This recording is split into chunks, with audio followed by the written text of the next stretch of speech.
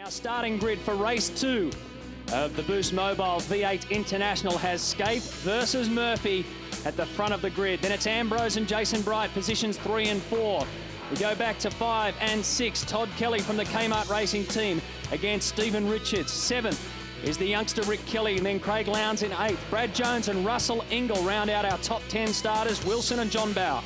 Those yellow boxes down the right-hand side of the Nintendo starting grid tell you where the cars qualified, and so you can see how they're progressing throughout the weekend. Crompton did well, 27th up to 15th in race 1.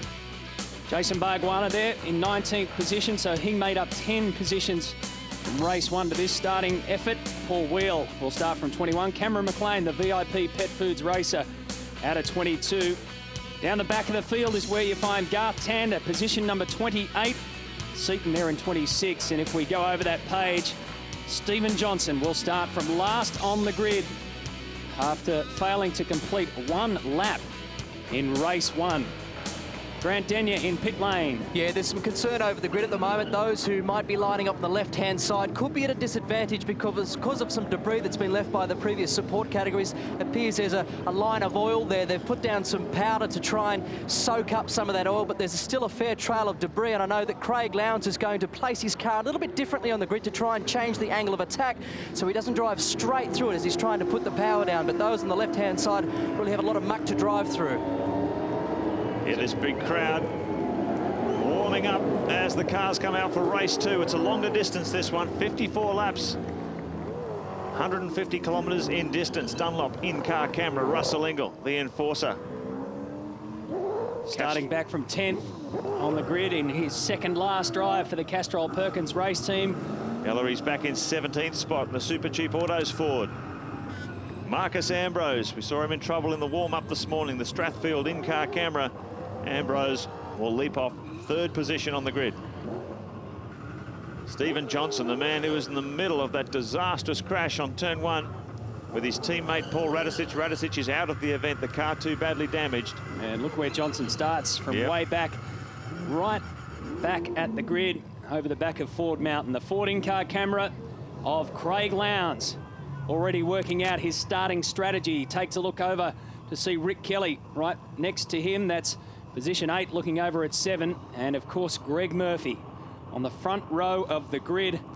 He's desperate to get a race win here. 3 out of 3 last year, pole position and the round win overall. But his thunder's been stolen by that man, Mark Skaife.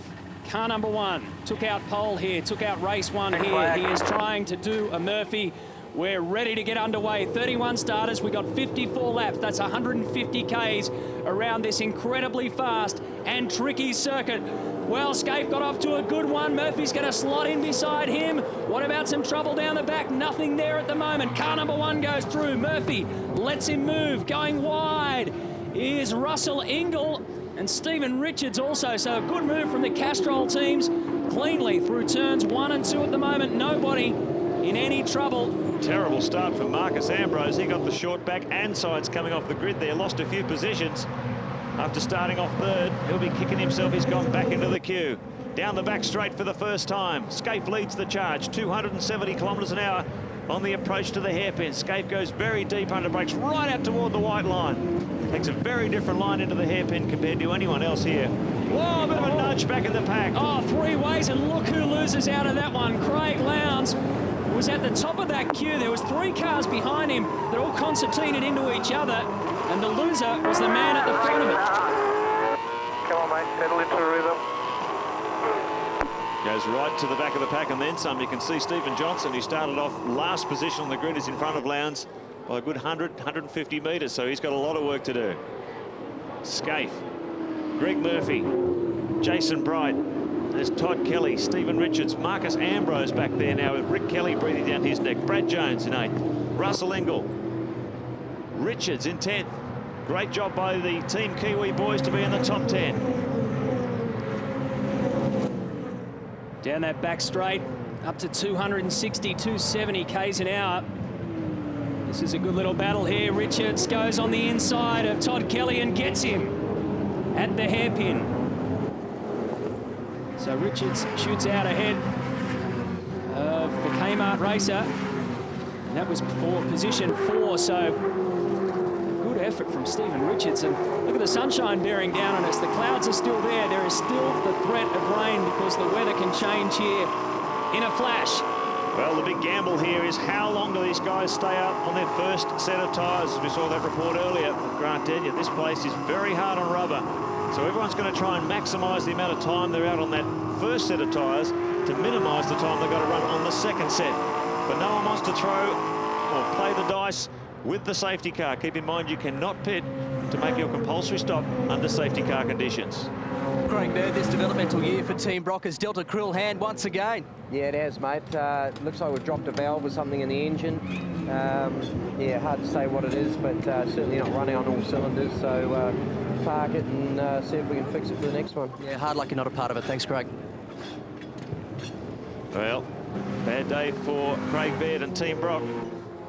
Get back to our leading bunch. Here's Marcus Ambrose. Breathing down the neck of Todd Kelly. This is the battle for 5th place, and this is looking at the Lowndes incident on a Nintendo replay. Who gives him a serve? Looks like it might have been Brad Jones. Car 021, right in the middle of the pack there. And you can see Lowndes went right to a different angle of that. They've got on the inside one of the Castrol Commodores. Could have been one of the Castrol Commodores. So look at that from a few different angles. Let's have a look at this from this side. Yeah, well, definitely the Castrol car did it. My apologies to Brad Jones. Didn't see the Castrol car down the inside on that first shot, but on the outside, very clear. Well, Jones was trying to get out of the way of all that mess, and as they bunched up behind him, the big loser was Lowndes. Cameron McLean in and out of the pits. Coming in for the first car's coming in there for compulsory stops. Fastest lap of the race so far, a 58.03 from Skaife, so he's back into it. His fastest lap. Well, his last lap out there yesterday was a 58.2. Junior Johnson was in a hurry as well, so Johnson goes out in 17. McLean in the VIP car goes out in 40, and McConville, who got stuck there with a bit of a fire yesterday, goes out as well. Contact at turn 1 between Ambrose and Kelly. This fight is really on. Despite a strong qualifying performance from David Bernard, trouble has struck during this race. His car is stuck in gear and it's forcing him to pit early. This wasn't the plan for car number 9. All sorts of strategy going out the window as we go back on board with Marcus Ambrose. This is the battle for 5th. Todd Kelly in 5th, Ambrose in 6th, tries a run at the Kmart car. With no room down there on the inside, goes very deep under brakes, does he? Sees an opportunity and goes through in the Pertec Ford. 58.03, the fastest lap in the race so far. Kelly peels off to take his compulsory stop. As Ambrose continues. The Ford, talking to him this morning in the pits, he said after about 7 laps, particularly the rear tyres, starting to really feel the pinch, so they're going to try and get in the middle of that in terms of strategy to try and maximise the use of their first set. They're working frantically down here, guys, on David Bernard's car. It looks like they're going to try and take the whole shifter arrangement out because it's stuck in gear. So a frustrating time for David Bernard. Can also tell you, track temperature has gone up by around 5 degrees in the last 20 minutes. It's now ambient-wise 22 degrees, but 32 on track. There is a break in the cloud cover, but what we have seen over the last few days here is that the UV penetration on this circuit doesn't make a huge difference at times like this. You just saw Todd Kelly lose that position to Marcus Ambrose. He has been complaining that he just can't get onto the back straight. It's kind of a funny thing. He wants to swap ends, it won't turn in. And then once he does get it to turn in, it wants to oversteer. And that's how he's losing his speed down the main straight. And Marcus slipped through just at his pit stop. Everything okay now. Here's Murphy. Same complaint everyone's had around here, getting temperature into the front tyres to get the car to turn in. A lot of teams tending to make the rear of the car looser to make the car turn in, but as a result that starts to cook the rear tyres. A lot of teams complaining about that start, be they Commodore or Falcon runners. The only man who doesn't seem to be having any sort of chassis balance problems is Mark Skaife. He has been the dominant force all weekend. 3.5 seconds now, the lead over Greg Murphy. Skaife really grinding them into submission early in race 2. What about that nose-to-tail play there from Murphy on Max Wilson as we go on board with Kmart number 51 at the hairpin. Ducks in behind. Wilson takes a wider line now. Up to turns 6 and 7. Little switchback. Murphy's pulled off into pit lane, so Wilson continues to go through, and Greg Murphy Stop on the ball. Let's get you in a good stop. goes back to 40 Ks, and this will be vital. We always talk about this this team. Mark Skaife has gone in front of him, I think. Yep, car number 1. They're at opposite ends of pit lane. Our reporters are down there. Let's check out Murphy's stop. Well, for Greg Murphy, you couldn't hope for a better bunch of blokes to change your tyres because they're some of the fastest in the field. Murphy, although not that happy with his setup, it was a good stop. But he's gone for more of a Todd Kelly setup here to hopefully improve his chances. Oh, that was a quick stop. Let's see how quick HRT can turn this car around. Rusty? This is the race, guys. They've got the rear tyres going on now. Mark Skaife standing by to take off. Greg Murphy coming down pit lane. Skaife will get out in front of him. Wow. And only just 2 by about 5 or 6 metres in it. As we'll take a look out the rear of car number 1, and he shoots away from Murphy at the exit of pit lane. How good was that pit work from Holden Racing Team? Turn him around that fast, get him out in front of Murphy. So, he should be at the front of the queue of cars that have made their compulsory stops. Skaife's been in, Murphy's been in, Rick Kelly, Todd Kelly, the 4 TWR Commodores now with their compulsory stop out of the way. But a long way to go on their second set of tyres. It's a 54-lapper. They've come in on lap 7. So tyre preservation is going to be the key here. We welcome to the commentary box Paul Radisich. I'm sure you'd rather be out there in the shell forward. We would, Mark, but yesterday just got a little caught out on the start line there, and 5 cars into one corner didn't work, and unfortunately I come out a little worse off. Daryl? Ross, what's the David Bernard? David had a problem and Marcus wanted to come in. Yeah, well, Marcus was getting held up and David's stuck in gear.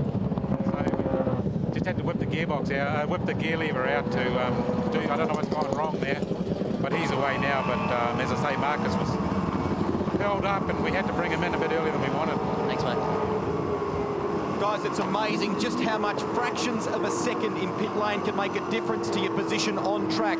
When Jason Bright and Stephen Richards came in, they were one behind the other during the pit stop. When Bright came down off the jacks, unfortunately his car stalled. He fired it up again very quickly, but the Castrol pit are one behind HRT. It enabled Stephen Richards to get past him in pit lane. Only takes a fraction of a second. This could be Russell Ingall Just a drive-through short. serving his drive-through penalty. And it's a long, long trickle down pit lane, 45 seconds plus. Massive effect on your race strategy. Continuing, or considering a lap is about 57, 58 seconds around here. You can see you go almost a lap when you serve a drive-through. Very, very costly for Russell Ingall. Wow, look at this battle for the Holden Racing Team and Holden Young Lions teams. All work under the same umbrella, but it's getting hot and heavy here. Rick Kelly, the 19-year-old young charger, who's done such an impressive job this year for the Holden Young Lions team. And Jason Bright, HRT car number 2 in behind him. And you can see how hard Rick was working as they headed into the Ford Mountain section on the previous lap. He's been under the gun, hasn't he? Stephen Richards put him under pressure, and then Jason Bright joined the queue, and Marcus Ambrose is also waiting to have a crack, but he's got a very, very mature attitude to racing for a 19-year-old, now 20th in the championship, moved up 2 places after a 7th placing in race 1. And Jason Bright continues to bear down on his TWR stablemate. Will he get him at the hairpin? No. Oh, will he? Yeah, he's up the inside. Just saw the opportunity, but Rick Kelly had just enough traction out of that corner to hold that position. So it's no holds barred here. They might be operating under the same umbrella, but it's a real race out there between Rick Kelly and Jason Bright. It was interesting, Rusty, talking about Russell Ingall. I was there this morning after the warm-up, and they were talking about Russell changing different springs. He and Stevie Richards are running completely different setups, so Russell may have opted for the wrong sprint, and that could be a bit of a problem as Larko comes in for his pit stop as well. Stephen Ellery, our race leader, one of the few remaining cars out there yet to make his compulsory stop, continues to lead this one. Seaton in second, Faulkner in third, Anthony Tratt in fourth, and then Mark Skaife moving his way up through the field, the first of the cars to have made its compulsory stop. This battle, though, continues between Rick Kelly and Jason Bright for 9th place. Second time around, and Bright gets him this time. So Bright moves up to 8th, Kelly back to 9th. Marcus Ambrose. Look at Rick Kelly, he refuses to give in, pulls up alongside number 2 as he goes towards the switchback, brings you onto the mountains that is along Main Straight. So Bright gets him. Marcus Ambrose is next to pounce. Wow, hasn't Rick Kelly been under some pressure throughout throughout the last 5 or 6 laps of this race. Oops. And Cameron McLean. Lost a wheel. Yeah. And there goes Dean Canto in car number 600. Off at the hairpin, that's car number 40's wheel. So Cameron McLean is currently trundling around with 3. And that's through the Mobile S's. So he's lost it and still managed to stay off the wall, we think. Dean Canto, if you missed us yesterday, has now got the drive in car number 600, the 4th driver to take that cat car drive. And Coming into pit lane. look at Cameron McLean all over the shop as he tries to line up pit lane. There's going to be some damage to that rear hub. Doing 2.5 Ks around Pukekohe Raceway. Look at that, just grinding along on the disc grader. Well, Jeff, Greg, that was a bit of a nervous moment for you with Bridie and Rick Kelly going head-to-head there. Yeah, it was. You know, it's just Rick trying to pick the right moment. He's struggling a little bit, but, you know, early pace was good. So, I mean, it's fair. They're racing each other, and as long as they don't touch, they're fairly good. For someone in your shoes, what do you do in a situation like that? Do you just let them race their race? Rusty, they know the rules. You know, they're allowed to race each other as long as there's no contact. Ooh. And we always speak about it. Like you got to let them have a race. You can't be like Ferrari and, you know, make them pull over. But you know, to a certain extent. And because of the sorry, you go, mate. Because of the because his tyres were working a bit harder, I mean, he discussed on the phone, he said he'd let him go and not hold him up any longer.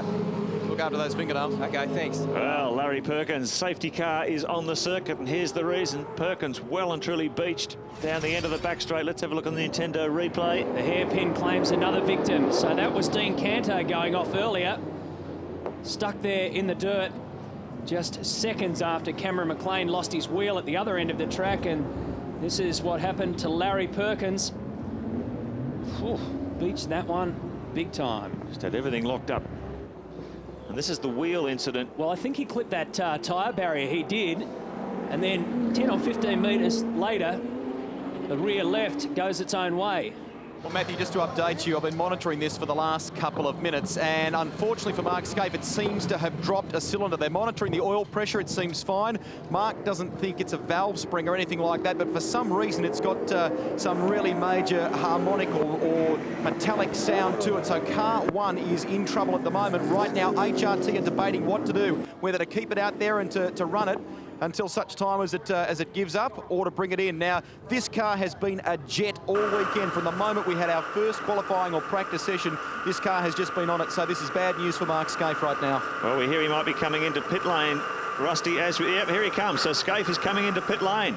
Standing by. Engine dramas for car 1. What an extraordinary situation as we get back to racing. Anthony Tratt, the first car in the queue, and one of the last cars yet to make his stop, and Greg Murphy will take over the lead of race 2. Well, the door was open as soon as Skaife went into pit lane. Now Anthony Tratt gets out of the way and lets these guys get back to flat out racing. The local hero is back in front. Greg Murphy, car number 51. They don't care how it happened. They just want to see 51 out there, and Murph is leading the way. Right behind him is Stephen Richards, and look at Mark Skaife coming in. A reporter's down there. Guys, Mark Skaife has brought the car in. They brought it straight up onto the jacks. Now he's going to give the car a rev here. So here it goes. You can hear it. Now you can hear it for yourself there. It is missing. And the boys are going to try and diagnose just what the problem is. But obviously a pretty disappointed Mark Skaife. He had high hopes of coming here and scoring his first offshore V8 supercar round win. He took a race win yesterday, we know that. But the hometown crowd has gone crazy here for Greg Murphy, who's leading the way. Unlucky for Mark Skaife right now. The crowd has erupted on the main straight as their man Greg Murphy goes through in the lead. I think the team, Holden Racing team, are going to shut that car down. That's the end of the day. You could see it. Necked it, and disappointment in HRT, but at Kmart Racing, the front straight erupted. You couldn't hear it because they were testing out that engine of car number 1, and Greg Murphy got an almighty roar as he came flat out down the front straight. Well, as a fellow Kiwi, Paul Radisich, can you believe this magic about Pukekohe? It seems to favour the Kiwi drivers. That one's fallen in his lap. Well, we'd say it's fantastic for Murph. I mean, to get that opportunity with Mark, let's face it, he's had no trouble all year, grabbed the championship up and... Bradley Jones stuck at the hairpin. The others are going to have to get around him, and they don't. Stephen Ellery caught up. I think Jason Richards just got out of the way. Larkin goes through, Canto goes through, and Jones is at the back of the pack. He can count himself a very lucky man getting turned around right in the middle of that pack. There was an awful lot of cars that had to shuffle through that funnel, and he managed to get away unscathed. So Jones gets back into the action. Here's our race leader, the king of Pukekohe from 2001. Greg Murphy takes over the lead. Stephen Richards in second. Jason Bright in third. So it could still well be a Holden Racing team on the podium finish in race 2. Jason Bright still out there in a competitive position, but Murphy now will have the bit between his teeth and his head down. Look at the gap he's opened now already as he feels the roar of the crowd, and the Kmart Commodore flying. And this also puts the championship perspective into another interesting phase, because it's Murphy putting some pressure on Jason Bright for the second position in the championship. This is this incident back at the hairpin. Now they all try and get evasive action going here, but watch Jason Richards and Stephen Ellery come to grief. Ellery chipped out big time, and Richards just went through. This is on board with Stephen Ellery's car, so that's Jason Richards in front of him. They all try and get out of the way. Hang on a second, got to go right. Whoa. It all happens in a matter of moments. Nintendo replay taking you right into the battle there from the Super Cheap Autos car.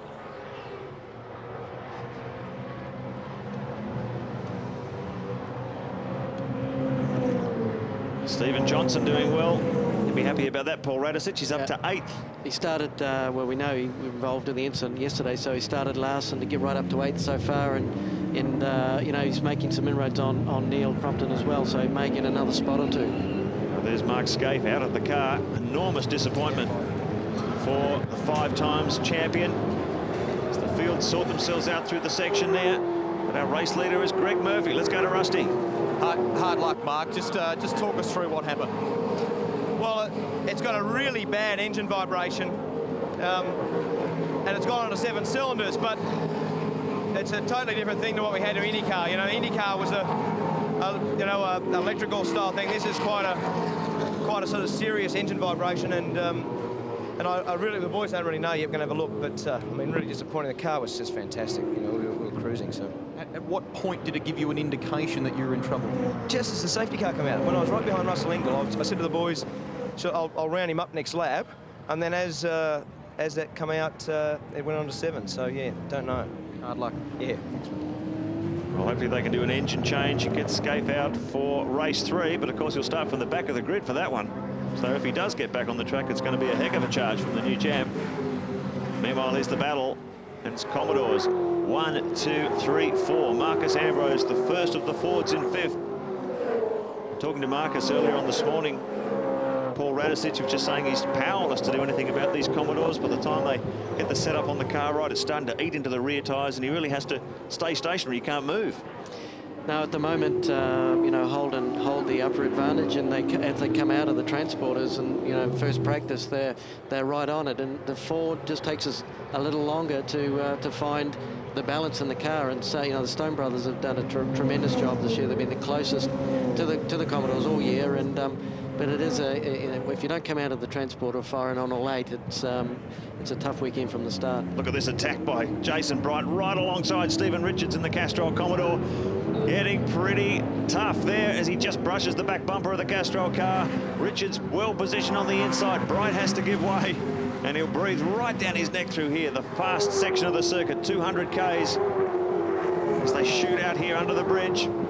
Well, this is great for Murph because it's allowing him to get away. So the more they keep fighting, the further in front he gets. Darryl? Larry, an oil pump belt yesterday and then a run-off today. I definitely should have stayed in bed, you know, today, or yesterday and today. Oil pump belt failing yesterday, but today actually was all my own silly fault. I was busy arguing with the crew on the radio, and I ran out a bit past my brake marker where the other guy had run off, and so it was my own stupid. It put me in the sand, but the car's all right, but it's full of sand and crap, and I'm a couple of laps behind, so we get it all right and see if we can have a half an intelligent race in the last one. Stephen's having a good run. Yeah, I see that. Stephen's showing me how it should be done, and that, which is good, because that's what I'm planning for. But no, he's going well, and still a few laps to go, but you never know. Thanks, mate. Hasn't he had an adventurous weekend? Larry Perkins here in Pukekohe went off twice in the qualifying session. Oh, Jason Bright. Had a big sideways fling onto the straight there. Had a fistful of opposite lock. A rear wheel went out into the grass, chucked up a big chunk of mud. He managed to pull it back online, but Bright's car is getting very skatey, Paul Radisich. He's just using up the rear tyres. He needs to sort of cool them off for a lap or two. Just follow Stephen, and then he might be able to have a lunge at it. But if he keeps driving the way he's going, he's just going to chew out those rear bags. 22 laps to go, pal. 22 laps to go. Think about where you're going to pass him, pal. Think about it. The straight will be easy. Jason Bright thinks about where he's going to pass him. He dips it in the dirt again. Down this back straight they go. Stephen Richards has passed 3 or 4 guys on that corner. Locks up a brake on the approach as well. You can hear Matthew Crawford, his team chief on the radio, just try and pick your mark.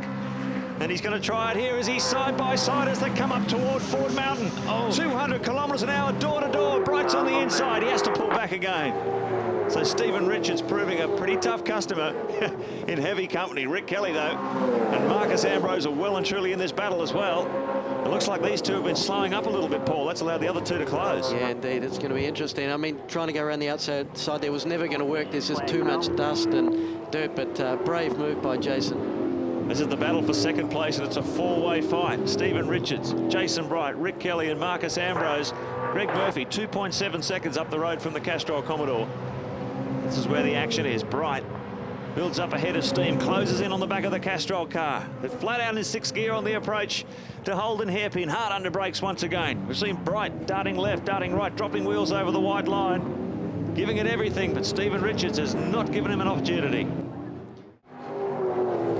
Brad Jones, the Aussie male Falcon.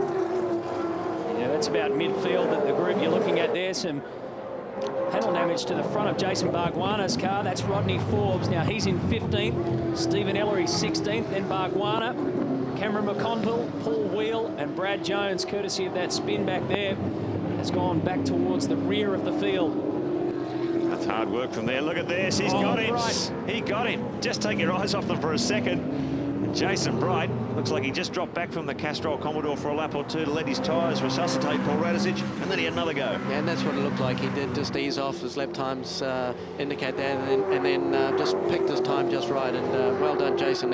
He's got to sometimes think a little bit further down the road. 17 laps to go, pal. 17 laps to go. Have a drink, pal. Have a drink. Have a drink, pal. You've worked for that. Matthew Crawford talking to Jason Bright. The car too. So the order now. Murphy, Bright, 3.5 seconds down the road from the Kmart Commodore. Stephen Richards, Rick Kelly, Marcus Ambrose, Todd Kelly is a few seconds back from this battle. So you look on the PlayStation 2 race score where they are. Look at this attack now. Rick Kelly could see that Jason Richards was vulnerable. He gets down the inside as they come down the back straight. Richards responds under brakes, but Kelly beautifully positioned on the inside, and he'll pick up another slot, and Ambrose goes with him. So all of a sudden, Richards looks to his right, and there's the Pertec Ford, but it hasn't got quite enough traction out of that corner, and he has to fall back a spot. It always happens that way, doesn't it? When there's 4 cars fighting for the one spot, the first guy to make a move all of a sudden triggers off behind him. Those big moves, and that's exactly what's happening to Stephen Richards at the moment. He's really getting attacked. First by Rick Kelly, now Marcus Ambrose. Jason Bright triggered all that. He got past Richards after 5 or 6 laps, a really heavy dicing. Lap 39 of 54, Greg Murphy continues to lead. 3.6 second gap he's got now over second place, Jason Bright. Kelly is third. Looks like the Gary Rogers Motorsport team may be monitoring a possible problem for Garth Tander right now. The fuel light has been coming on an intermittent basis. It sounds as though he may be running out of fuel, but they can't quite figure out why. So Darrell's down that neck of pit lane. Maybe we'll hear shortly what's going on. Well, in terms of the championship, Rusty, this fight between Murphy and Bright now, which is 1 and 2 out there on the road, is making the fight for second and third overall on the championship quite interesting. There was a 51-point gap coming into this race between Bright and Murphy. And if positions stay the way they are, that will be reduced to around 35 by my calculations, with another 80 points maximum on offer after this one. So at the end of the day, it could get quite interesting. Remember, Holden Racing Team have never had a 1-2 championship finish. I think Rick Kelly's fallen into trouble. Just when we took our eyes off that battle, he was going gangbusters. But on our timing monitor, Todd Kelly is showing in front of his brother Rick, and he was a few seconds behind only a few moments ago. So Rick Kelly had a bit of a moment in car 02. We'll find out. Here's Garth Tander currently in 7th. And look at this. Richards has been under attack from the Pertec Ford for the last couple of laps. It looks like Richo now is really struggling for tyre grip, Paul. It does look that way. Just out of railway onto the back straight. His main the speed on the straight has dropped down, and he's obviously just struggling for traction, getting out of the corners and braking as well. Rick Kelly's the next man with the Castrol Commodore in his gun sights, and you can see there quite clearly he's overtaken Rick Kelly. Was behind him on the road only a lap or two ago. That last lap of Stephen Richards clocked in at a minute 0.699. The other guys are still circulating at 59, 58s. And a bit of a moment. This one, watch Marcus Ambrose just muscle his way through the hairpin. Get out of my way. Oof, just hit the mirror there. A couple of hits on the passenger door mirror, and he's through. So Stephen Richards now, a fight for survival out there. His tyres going away quite rapidly. The Castrol Commodore becoming more and more of a handful. His lap time sliding, and you can see the way cars are progressively stepping up and pouncing on him. Todd Kelly working hard to try and find a way around Rick Kelly. Yeah, it's Garth Tander's car. I was just talking to his guys, and they believe that he had a faulty pump. But I said, is that going to hamper the car at all? And they said, no, it will be fine.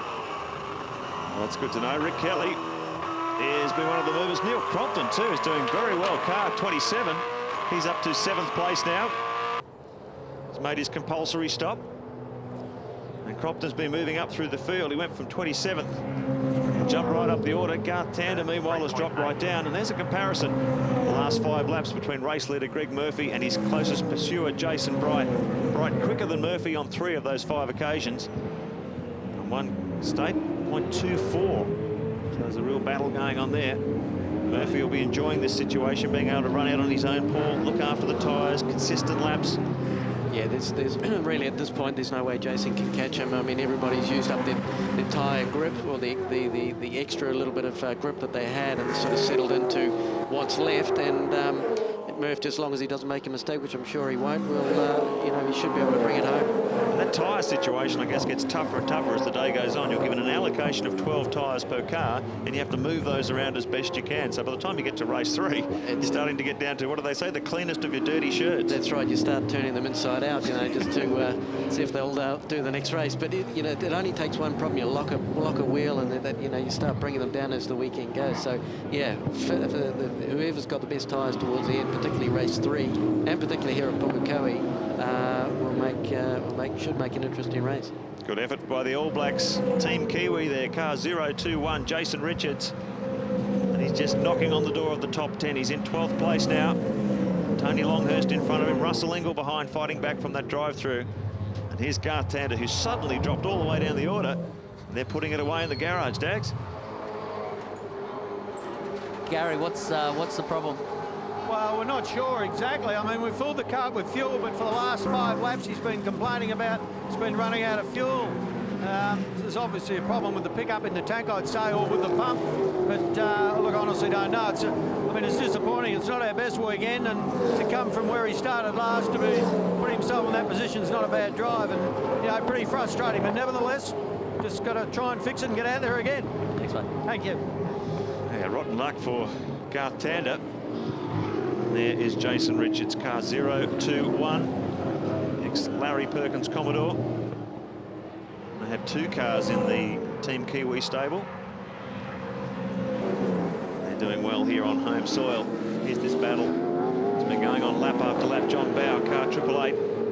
Neil Crompton is just behind this battle a little bit further down the road. So he's done well in the 00 Motorsport Ford to fight his way up. He did start from 15th.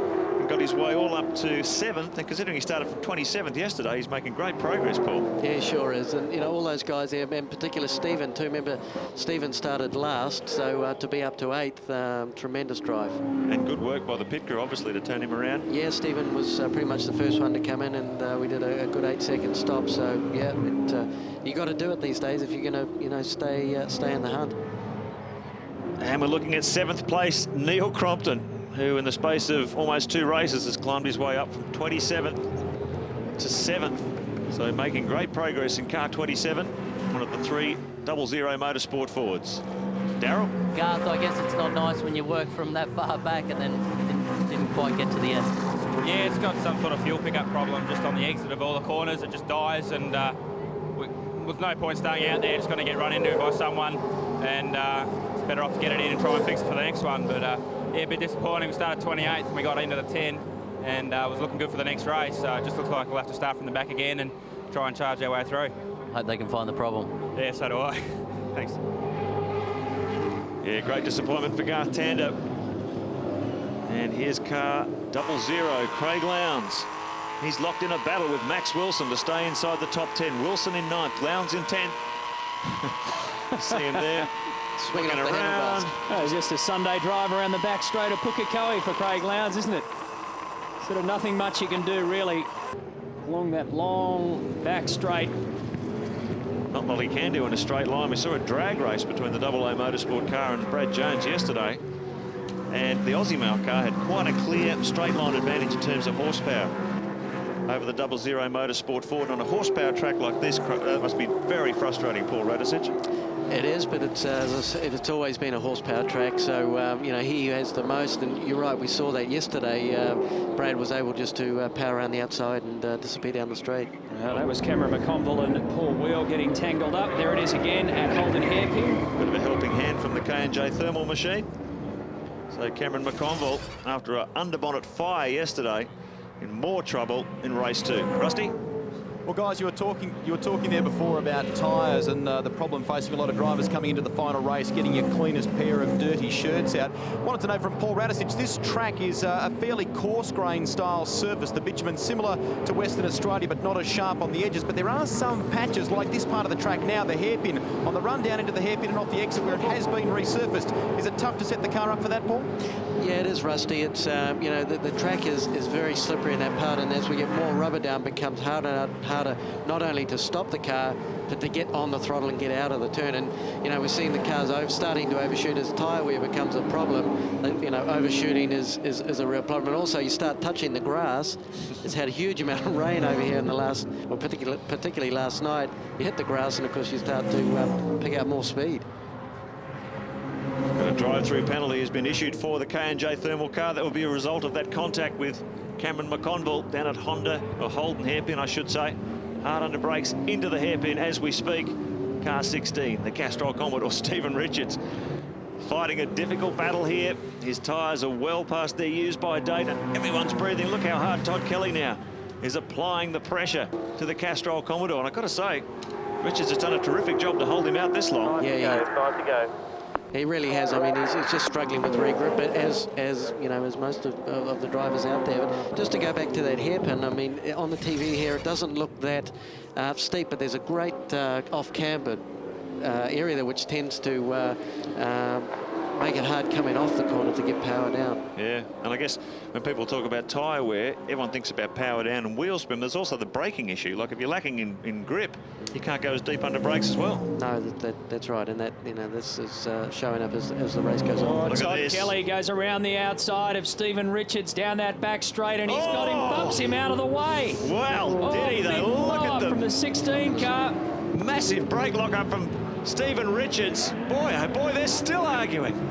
Elbow to elbow, plenty of barge and push. Todd Kelly eventually comes through in front, but there was some real road rage going on there down the back straight. You can see that Todd Kelly pounced on the critical turn 3 onto the back straight, but Richards was in no mood to open the door. The Young Lions car gets through as well. John Bowers sizing up the Castrol Commodore as well. I think, Steve, with that huge lockup, he's probably squared his tyre, and the vibration through the steering will just be too much. It was a massive lockup, wasn't he? Had that thing on fire for probably 100 metres or more. Take a look at it again. Oh.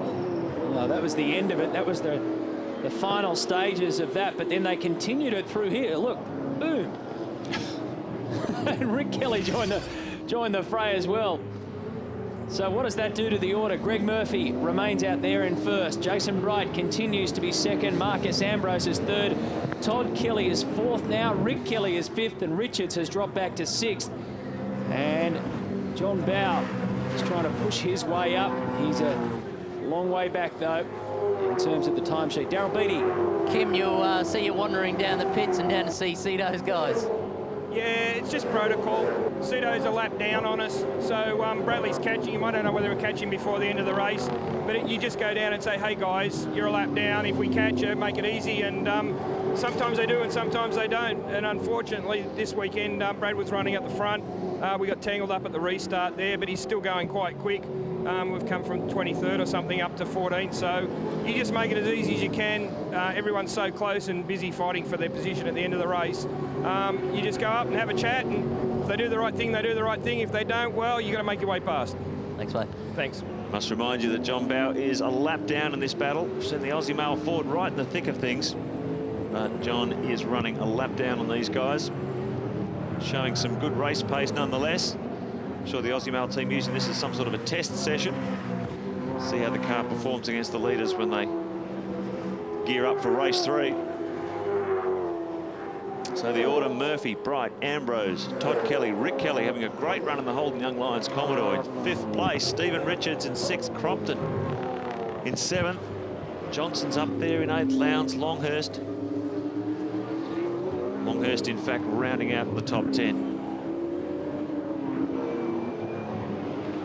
On board we go. 4.5 seconds the lead now for Greg Murphy, being able to put in nice, fast, consistent laps with no one around him.